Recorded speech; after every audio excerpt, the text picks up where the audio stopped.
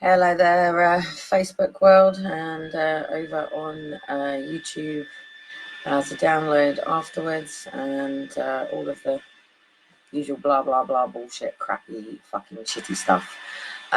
So anyway, I have eventually come on. I did say I'd be here at 5:30 on the first for Monday morning motivation, and I wasn't feeling particularly motivated myself.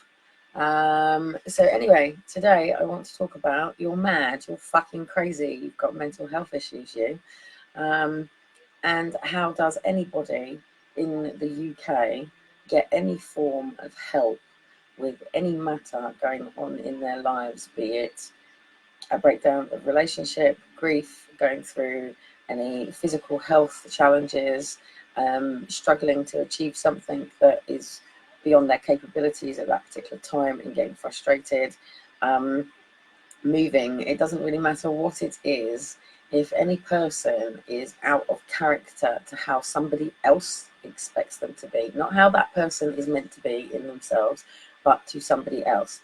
The normal saying, take a breakdown of a relationship, is where you will see it the most. Any form of any relationship between two people that then breaks down, where and it can be a friendship, it can be a relationship, it can even be somebody being rejected for a job. The first person thing any person will do is project on somebody, and the sentence that will always come from somebody's mouth is, "You're mad, you are, you're fucking crazy, you've got mental health issues." And this happens pretty much everywhere. And it is the stigma that is in our services. It is the stigma that our police are using on mental health. It is the stigma that goes on between family members, next door neighbours, community members.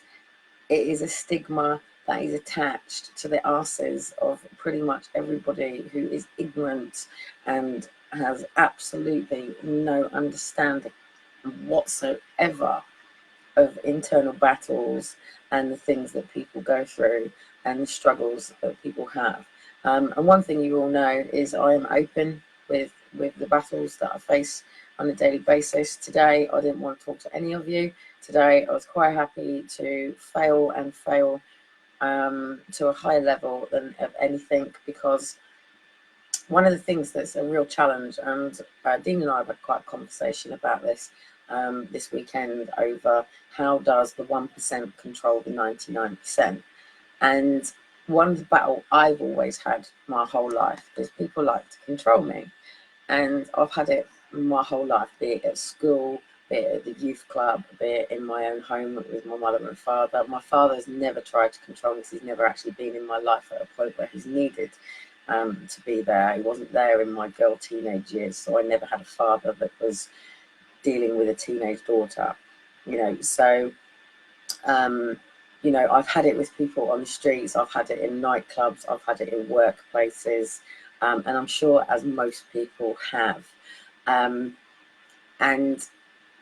in order to control the masses, to get the masses to do what you want them to do, you have to have a leader who enables and empowers people to do whatever it is that that leader wants them to do.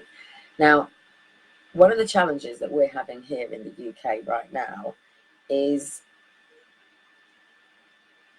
it's absolutely bloody beautiful. Like, the sun is shining, and that is the most beautiful tree ever sitting outside the front of my room right now, outside my window.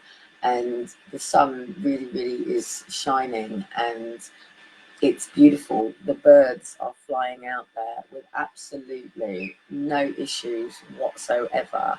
Um, we do have things called vets that if, unfortunately, one of these birds happens to break their wing and somebody finds this bird and is able to, pick this bird up that's really struggling with its broken wing and wrap it up into a towel.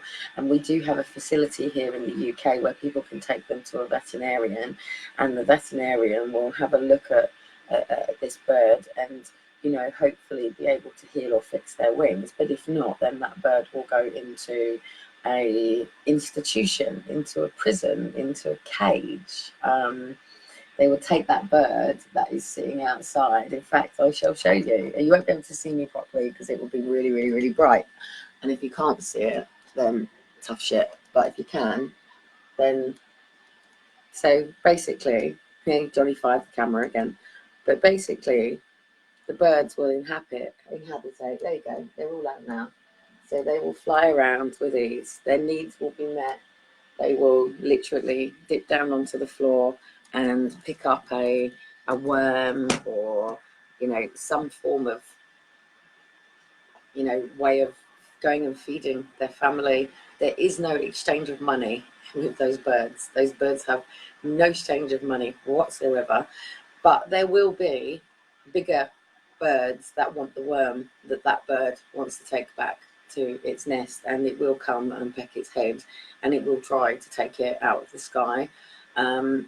And there is a natural order that even that bird will have another bird that it will potentially want to peck its head and knock it out of the sky, because even though there are many, many, many, many, many, many worms, it's a battle of land and time and territory. But anyway, getting right off the point of where I'm going today, it's July.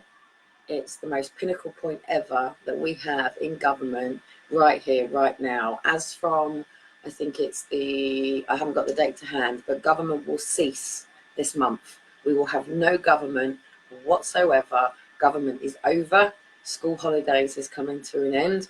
All the education structures will close down. All of the factories will close down. Here in the UK, I'm sure it's July the 20, it might be July 17th or 16th. I haven't double checked to see when it's going to be happening, when recess is going to be happening this year. One of the things I've never got with Scott, hi David, because you're probably here, is that it always started just as the MPs were folding. And what direction action really needs right now is now, before the MPs. You have to basically now lock down all facilities. Now is the time for the people to rise, to bring this back, to make sure that in October we are in a place to make sure that everybody is warm, everybody is in shelter, everybody is prepared for the winter, everybody's needs are met. Squirrels will harvest. Okay, so during the summer, right here, right now, all the squirrels and all of those sort of animals will literally go out into the summer, and they will harvest, and they will now start saving, putting away all of their things to prepare for the winter, to make sure that as we go into the winter season, the squirrels go into the winter season, that their families' needs are met, because it's not as easy to go out and do labour work when it's raining and roofs. You can't be going and putting roofs onto buildings in the winter period. All the building work gets done now in the summer here in the UK. That's how our seasonal structure works. You can't just turn around and say, hey, this is going wrong. You have to look at everything. You have to look at everything from the grassroots, how our universe grows, back to the natural laws, and how we, the human beings, are so out of sync. I am so out of sync today. I can tell you 100% that my head hurts, that I am playing with the nothing right now, and I feel in complete resistance to everything that I have to do, because I need complete flow and resources to be able to do what it is that I need to do. Just use, I know he doesn't like me to use him as an example right now, but just take Dean as an example. He's got some great equipment that he's putting in at the moment. He's getting all his decks ready for DJing, and he is fucking elite. When it comes to music, when it comes to frequency, when it comes to dance or DJing or MCing or rhythm or any flow like that, then Dean would be the person that would be the elite of that niche. You know, so that's something that he understands.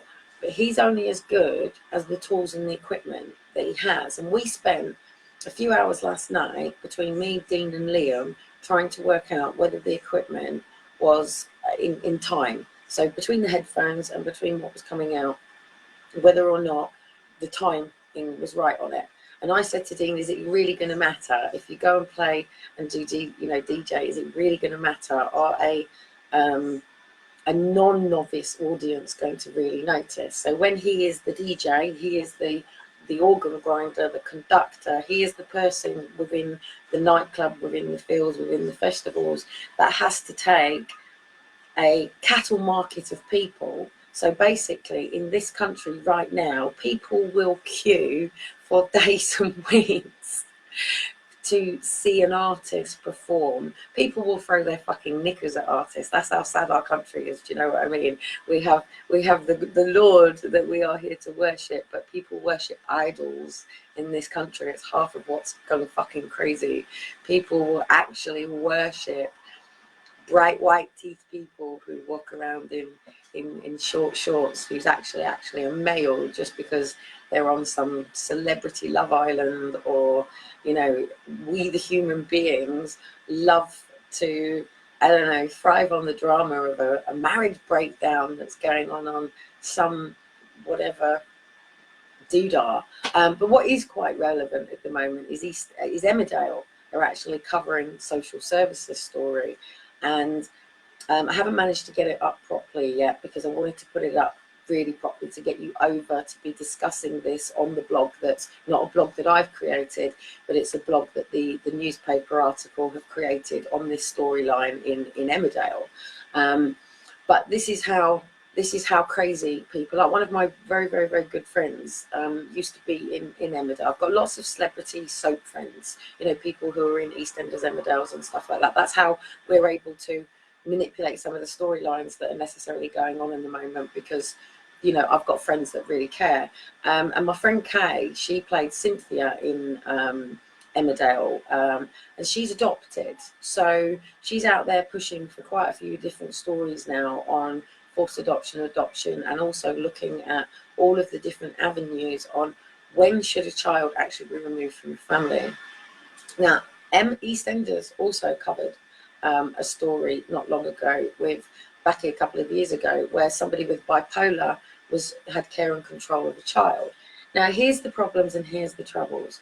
How many people are quite happy to stand under the mental health label in this country? Now, a very good friend of mine, she's an actress, she's out there at the moment, she's touring, she's even showing you the insides of her having her makeup done. I do share her stuff out at the moment. And she's also talking about the challenges that she's had with her own mental health and overcoming her own traumas and things like that. And the royals come out talking about mental health and a little bit of depression and things like that. There was, I was about to say something that was a bit irrelevant. It would have taken me off on a complete other tangent. But what would have been relevant from that is how people portray stuff and what is the actual real reality. And I can use that as an example, actually. Prince William was talking about something in the papers where he just actually made a comment about whether if his son was to be gay or not. He just didn't, and I need to be careful now, because I'll probably now Chinese whisper this and take what he actually said into my own interpretation of what I've said. But my interpretation and basic thing was that he just actually said that it would be just what his son's going to have to go through if that's what he decided. That was the ultimate from this. Not his exact words, and the point is that's not his exact words on what he said.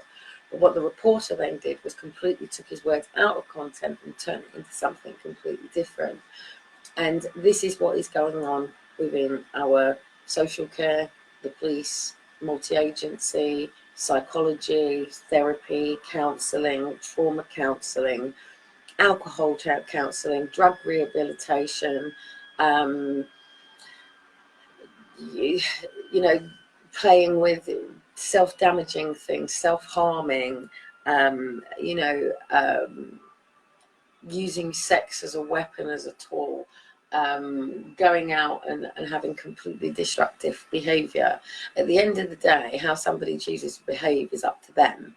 But we have laws and guidelines in this country that say that if you cross these laws or policies or majority guidelines, we have law in this country. So we have natural law. So we have the natural laws of the universe. So that tree there that is outside my window, the roots will grow into the soil and it will grow up and it will have branches, and it will bend within the winds. And there is a natural seed and gestation, and you know, you have to have foundations and fundamentals in order to expand as a strong tree.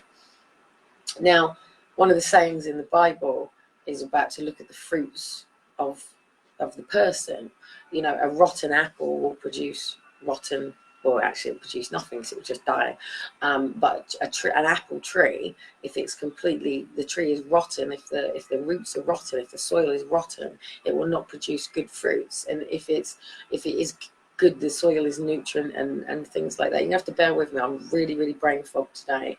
I've got a complete shadow going on of complete fucking depression today, and I really don't want to fight it today, but I'm able to just be in it. Because usually as a mum, if you wake up one day and you don't want to get your head off the pillow and you're a mum, you don't have a choice, because you've got to get up, you've got to change nappies, you've got to make breakfast, you've got to get the kids ready, and you can't sit in the dark, and you know, you can't sort of like just allow for it to overtake you. You have to push through it because you're a mum. And that doesn't matter even if mum's got a sprained ankle, or if mum has the flu that day, or DV. I have parented my children while having my ass sat on a toilet, completely diarrheaing, while vomiting into a bath.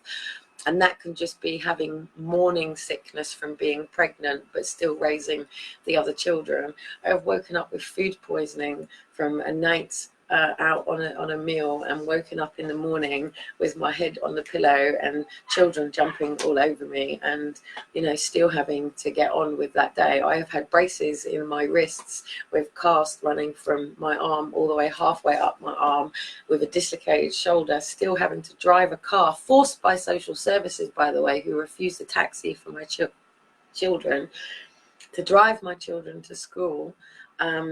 Still in that situation, to get my children to school, because as a mother, you cannot have a day off. There is not a holiday season. Mothers don't get a day off. From the moment that you are conceived, this is to all the children out there, to the moment that the child is conceived and you are aware that there is a child, from that particular point. And on that note, I really want to get my fag tray down and hit my nicotine. You know, and if you are a smoker, straight away you've got to make that decision. Whoa, there's a baby in my tummy. Do I quit? Do I not? You know, whose needs come first? And is it really a problem whether you smoke or not? Who's right? Who's wrong? But anyway, from literally the moment baby is into the world, and sorry to those that don't have their children right now, but you haven't given up either. That's what I'm saying. You still don't get a day off. You're still here trying to work out laws, how to get your child back, you know, what you need to do to be able to change in order to be the person that they're going to give your children back.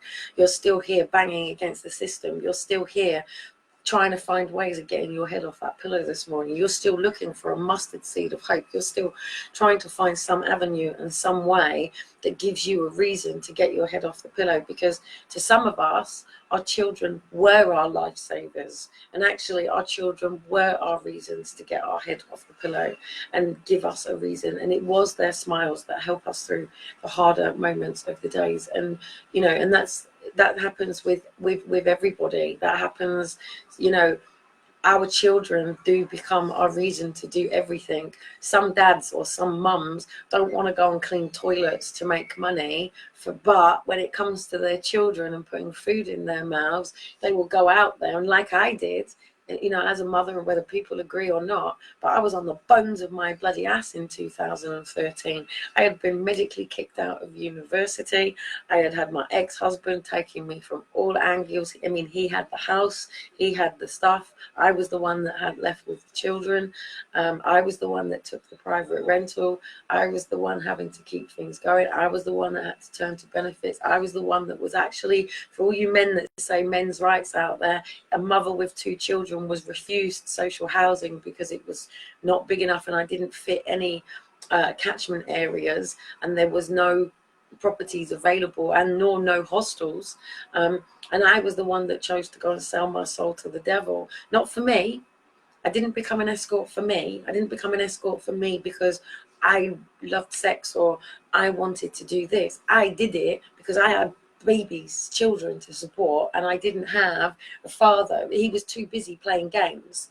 And while he was playing games with the courts and, you know, she's not having this and I'm not putting money in her mouth and I'm not, you know, letting her have cash out of my pocket. If I have to quit my job, and then that's what I'll do. If I have to go and I see it happen with many dads out there, and they end up saying they have depression. Don't ever say you've got depression and play the system when you haven't, because one day you'll find you do have depression because you keep chanting it out there. And when you find out what real depression feels like, it's the difference between having a cold and flu. Somebody who says they've got flu, but if I put a tenner down on that floor, you'll pick it up, mate. That ain't flu. That's a cold. That's just man's flu. Yeah? Real depression. I could have £1 million down on that floor right now. Yeah? And it doesn't matter how much you told me. I can go and buy this, do this. Real depression, money doesn't change depression. Okay? So don't fake it where you don't have it. Because these struggles are real. These struggles are real. While I'm standing in front of you right now, I am buzzing around the back of my head with complete fucking darkness. The dark fucking energy and cloud that sits behind me that you probably can't see. If Dean walked in right now, he'd tell me to get away from all those fucking idiots that can't keep their demons sorted. And that today I took on a lot of stuff that is going to mean that there's a lot of battles going on with me that I don't have to take on. They're not my battles, by the power and the grace of the Lord himself, to remove the battles from me that do not belong from me. You know, I fight the battles that I'm here to fight. I don't fight the battles that are not my business. If we cross over at some point, I have to go back to back with you. That's a bit different, but I'm not here for those battles. I'm here for this battle. I'm here to reunite families. I'm here to make you all realize that blood is thicker than water. Blood is thicker than water. You cannot deny it. You cannot take that away. You cannot turn around and say that family doesn't matter, and that's pain. That's pain talking. That's your trauma talking to you. I put up a post this morning with a beautiful thing of when a man should kiss his woman, and it pretty much came down that a man should take any opportunity whatsoever to kiss his woman. And I put up at the top of it, would you prefer to be single, dating, well, actually it was married first, married, single, dating, or just fucking about? And the majority of people that want to be single, the reason that you want to be single is because the thought of going through all that again just brings more pain. But if you went past the pain to what it ideally should be, then I guarantee you the majority of you don't want to be alone. The whole point of this divide and conquer was what it has achieved, and that is to have you isolated on your own, not in a marriage, not with your children, and certainly not with your family supports around you. We, the human beings, cannot function without our correct bloodline family support. And because we end up in situations where we've got things like the black sheep, or she's mad she is, or he's this, or maybe they're doing a bit of a dead-end job, or maybe they're not quite what you thought they were going to be, or how they were going to be, or maybe you didn't quite have the proper functions in your family that supported gifted, talented people, or maybe you didn't have the correct teachers around you to help you, because at the end of the day, it wasn't designed to do that. It was designed to get you ready for training to become a worker, a job's worth, just over broke. The elite is never going to want to educate you about flow and resistance and emotional intelligence and how the universe works, because then it can't control you. And the only way that we control people in this world is through physical violence, threats of death, emotional or physical abuse, gaslighting, the media, and by conformity, by making you feel ashamed by stepping out to be different. Because dare you step out to be different, you're going to get ridiculed. Now, if you can't take that level of ridicule, and I tell you what, it is one of the hardest things to do. The best thing to do is to actually go do a comedy act and get everybody to boo you, and walk away knowing full well that you still feel whole, and keep going out and doing that every night. and then go out and do it again tomorrow night, and actually pay these people to boo you, chant you, get you off the stage. I guarantee you, you will never feel the same again.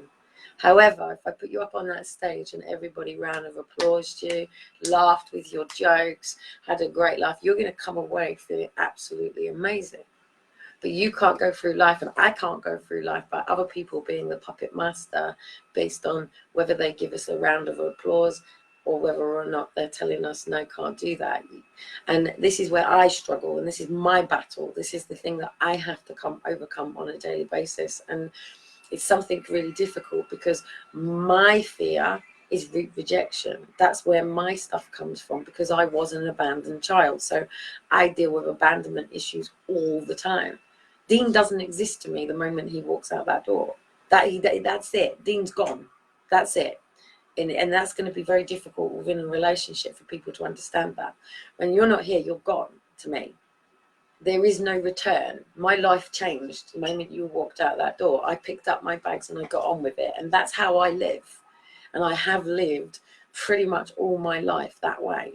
You know, it's very, very, very easy for you to walk through this door and say, hey, Kelly, we're leaving. And I will literally, I don't even have to grab anything. I might think about a fizzy drink in the car, or I might wonder whether I've got enough change to make sure that I can at least, you know, get something en route. There is nothing other than my paperwork now. My paperwork is probably about the only thing that I have an actual attachment to. And it's not because I have an attachment to it. It's because I know that if it gets damaged or lost, there is no evidence. It's gone. It's that's it. I own all of the evidence and proof that Aaron and Faith were actually kidnapped. You know, mine was, whether mine was caught up in something else that they hit the wrong mother on this, but Aaron and Faith were kidnapped. The way that paper, I will prove it. It's just that I haven't had the opportunity. I am meant to be still sort of going away, but you know, people have sabotaged me for the last 6 weeks that I haven't even got my son's passport ready. You know, I've had so much trolling over stuff that, you know, Shiloh's still sitting here without his passport. And if you see, you all know I've got messages on my thing, my to-do list that's been sitting up there. My first priority is Shiloh's passport. But it's always been moving around because of getting called out to this or getting called out to that, or Amber says this is on, and it's like, well, you know, it's reactive. And I can't live like that. I'm a very clear-cut, very individual woman. Since I was 17 years old, I have lived with a very structured, ritual routine because I've always had this body. My body has existed since the day that I was born. My struggles have gone on since the moment I come out of the womb with my body. There is no getting away from what goes on with my body. And even if there is a curse or a family curse that will lift it, hallelujah, praise the Lord, and thank God that I wake up one day without these moving over my fingers and feeling the way that I do. And I try that every morning, which is why in my life it's very, very important that I don't have residual from yesterday. And my kids, and it annoys the fuck out of me right now with my son, because my son knows I struggle enough to get over certain hurdles in the morning. So if I'm waking up to dishes that you've left through the night, or, you know, even I didn't feel like washing up the night before, then the moment I walk into the kitchen, I'm going back to bed. Because I can't get my head around that shit right now. And also I can't get on with my day until it's done. I'm also the sort of person that can't get up and get ready and just go out without showering, washing up, and knowing that my house is straight and I'm going out in the morning. So do you know what I mean? It's that's the way it is. But anyway, the reason that I'm here today is it's the 1st of July. Where's my red pen? I'm not organised. I'm far from organised. In fact, I'm more unorganised than I was, because literally I was getting organised. I got as far as the CDs and DVDs. Dean then rang me to say, I was actually expecting Dean to be away from the whole of the month. I thought he'd go on his payday, come back on his payday.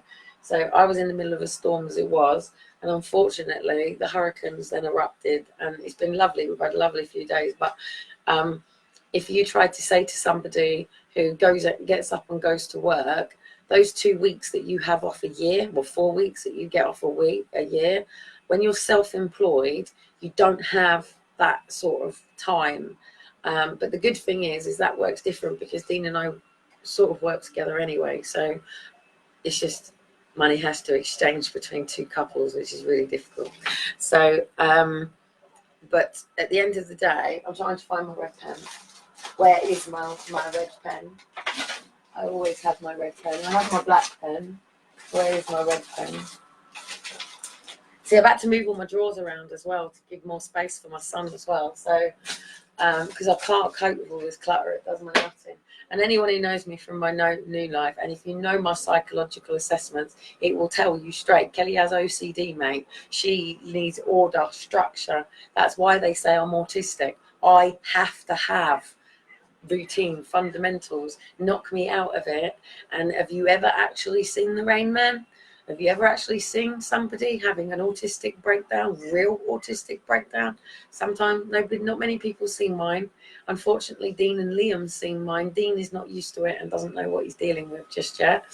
Liam, unfortunately, has known me most of my life, and Liam knows not to trigger me off, because otherwise, it was actually even funnier. In our old house, where I raised the boys, we actually had the kitchen door that went from the kitchen to the living room, and then on the other side of the living room there was another door that went through to the hallway but through the kitchen. So I used to actually walk around and walk around. So here it's a bit different. I do a bit of a snake, so I sort of go from the kitchen through to the living room, into the hallway, back round in here and back round in here, where it was easier in the other house because I could go round in a circle. So if anyone who understands, now obviously Asperger's is a person. It's not about these labels.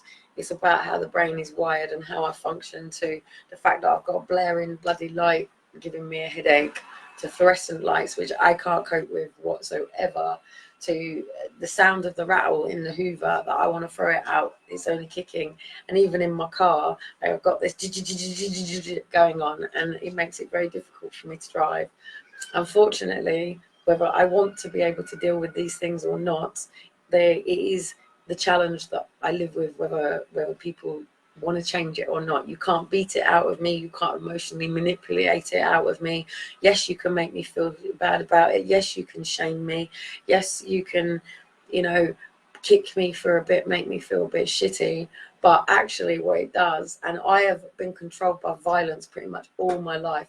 Even if the police want to get me in the car, I will stand my ground to the level where they know, you don't cuff my hands, mate. It's simple as that. If you cuff my hands, the likelihood of you, dislocating my shoulder, putting my ulnar bone out and separating my fingers, and also because I have EDS, the likelihood of me folding my hands and getting them out of your cuffs is even higher. So I will stand my ground in them situations.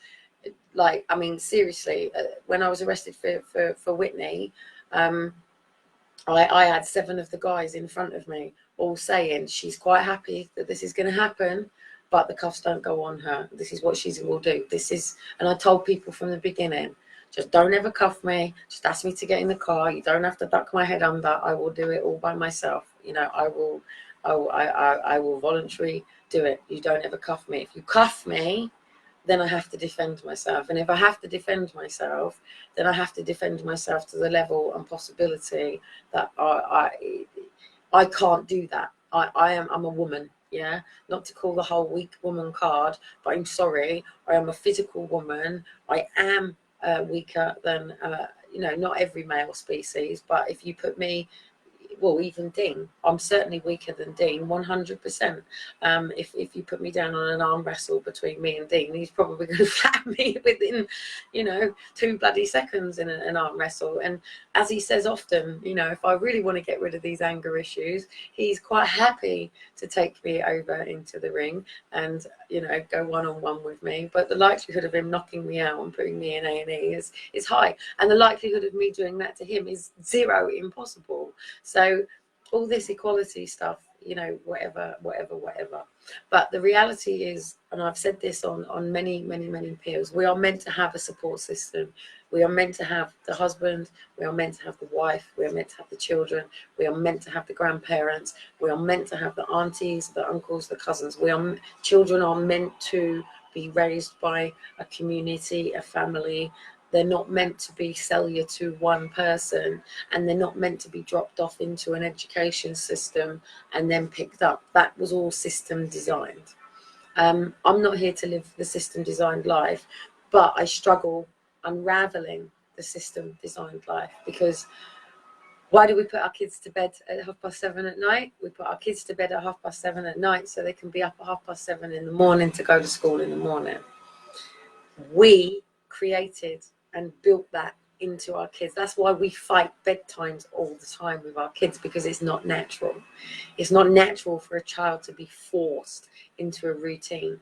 The routine has to be somebody's natural body order, and that's something that I've lived and protected for a long time, because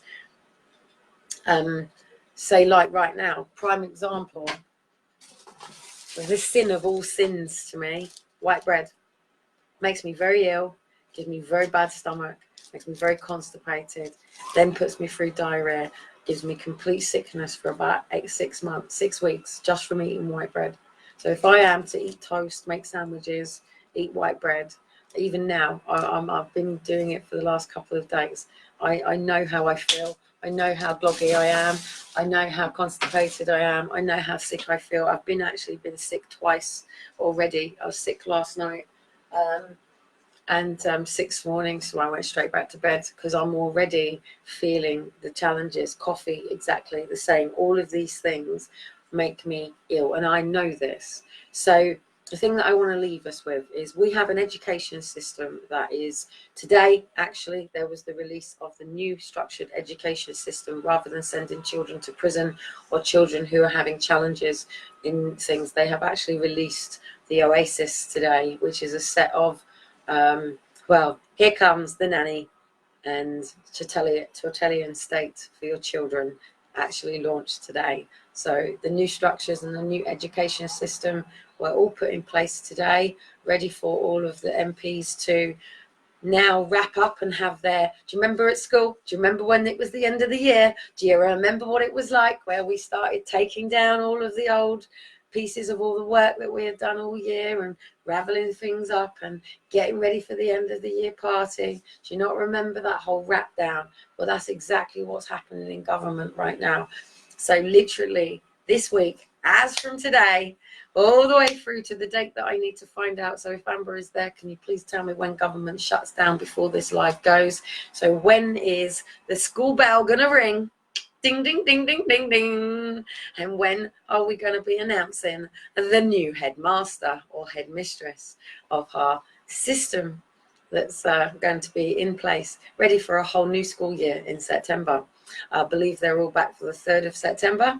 So literally from the date that Amber is going to let me know down there until September, we have no government, we have no authority. In fact, even our policing, if you actually see, the arrest goes down because they don't have the actual authority. They're actually only allowed to do policing during this time. So they're only allowed to be witnesses and awareness during this time officially. But obviously things still go on, courts are still open, things are still in play. However, it's nearly school holidays, and that means it's nearly work holidays too, because the school was designed as childcare for the workforce. So when the workforce aren't meant to be at work, obviously they're meant children are then at home with their families. Obviously ours aren't. So it's time to take a big shift. And it's time to take some real direct action, guys. So hopefully the date is going to be down there in a minute so I can switch off and go. I'm not going to be available in the same way. And the reason that I'm not is because I'm not putting myself in a situation where I'm too ratty because of the trolling that's going on here, or because I get males and females here and Dean doesn't know this world. And the protecting my relationship and my children and my family is more important. However, Dean and I made a commitment yesterday that we believe 100% that standing up for what is going on in our country is worth dying for. We have both agreed that we will step up for Britain. We have both agreed that even if it came to it, that we would do this at a level Dean, do you fancy being the new Prime Minister? He's probably asleep. No disrespect. With no disrespect, I think I should be allowed to have my own personal opinions about certain things, yeah? Yeah. Okay, so there you go. you saying these things is great, but I'm entitled to my own personal opinions. Well, I don't. So Are you please going stop live that. with your music? Are you doing anything? I really don't know right now, but I just would like, yeah, please don't speak of what I should be saying and what I know. You are not, Well, hold on, you are not a speaking volume for me. I speak for myself. I've always said this. Thank you So very much. if you do want to know what Dean had to say, it was on my live the other day. I think it says with Dean, and he had a lot to say over there. But yeah, you know, this isn't a place for Elijah and Shiloh to be going to school. I don't know what's going on with Aaron and Faith. I bless every day that they are having the best possible life that they could be having right now. And I mean that with education. I hope that the people that they are with right now are, you know, teaching my daughter about grace and integrity and self-respect, and, you know, not just sort of going and just sort of leaving them to go on. And I hope that they are nurturing both of my children's hobbies and interests and loves, and not just putting them into a school and allowing them to just be the adopted kids that the state just, I don't know, that they go off and they're with all the other foster care children and adopters and whatever. I hope that somebody is loving them. I hope that somebody is tucking them up at bed safely at night and telling them that your mum loves you, and, you know, one day that day will come. And I hope they are preparing them from that. And I genuinely hope that the people that do have Aaron and Faith do know what's going on. They are watching them, and they are preparing my children for the day that order is dismantled, and that they can also safely hand my children back, because they know what would happen. What would happen if the adopters knocked on my door and said, hey, yeah, there's your children. We have the rights to them, therefore we can say what's going to happen. What would people do then? You know, like, seriously, what would people do then? Even, it's not Dean's opinion, but Dean said to me the other day, he said, I don't think it's going to be long, Kelly, a couple of years maybe, you know, 3-4 maybe more years.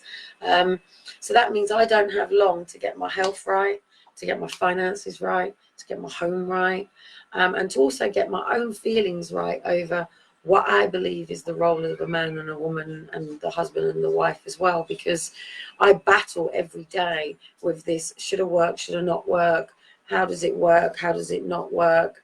Who are you checking? Nothing, I was just coming into the kitchen. Oh, I don't just read my didn't realise comments. that you had the camera and that pointing that way. That's all. And what? Do you want me to move It's it? not an issue. It's absolutely fine. I was just coming to the kitchen. No, you're absolutely Do you fine. want me to move it? No, you're okay. Hey, it's lucky it's not a live news broadcast. Could you imagine? You get, when you do a live news broadcast, it's like, or if an actor, could you imagine if an actor had to, I could be here now. Hello, darling. Would you like a coffee, like EastEnders? Do you know what I mean? And we could do it all live. What you got to remember is that all that sort of stuff is pre-scripted. Nothing that I do is pre-scripted. Nothing that I say is pre-scripted. So I'm asking every single parent of forced adoption to please go over to Faces of Forced Adoption. David is getting you all ready over there. I've only got one pair of hands, guys, and I've got family, my kids, my boys will be up in a minute, and I'm going to get a chance for a brew and try and get out and rectify this day. I have literally just stayed in bed this morning. I just didn't want to. Excuse me a minute. Sorry to interrupt you, but I'm going to be doing some. I need to be cooking some vegetables and stuff in a minute, okay? Yes, as I just said. So Dean is going to be cooking some vegetables, and I haven't actually moved the stuff out of the kitchen yet. So 2 weeks I've now failed to do the car boots since I got the car, and I only got the car to do the car boots to make more money to get the van. So yeah, so anyway, I will be here as and when I can be here. I'll be doing bits as and when I can be doing bits. I don't particularly know about who I want, you know, as involved in my life right now. I'm very annoyed with a few people that are on the admin right now. I have every right to be so. And yeah, so literally I haven't managed to find my red pen. That's what I wanted to do before I was going, and also I was waiting for the date down there, but I can't see it, so I will put it out in a minute when Parliament shuts down. So literally, when I say direct action, you know, there's literally get your gripes together, what could be your complaints together, get them off to the relevant people, get things formed. And the main thing now is starting your books. So that's where I will be working with people. So through July, we've literally got the book workshop going. So some of them have already started. I've been sharing out chapters of your books already. And through that, you can make your own money to buy your own property, land, whatever it is that you want to do, pay your own legal fees, and hopefully get your own kids back, the right way. So anyway, I'm going to let Dean come into the kitchen. I don't mean let, it's just part of the way it works. The boys will be up in a minute anyway. And I will catch up with you all later. I haven't got my red pen. I'm going to find my red pen. I need red crayon, isn't going to work either. So red crayon, I need red pen. Where is my red pen? I always know where my red pen is. I will take a photograph when it is done and I will put it up. So get yours on, get your forced adoption exposed stickers up, banners up, whatever it is. And throughout the month, I shall see you soon. Take it easy.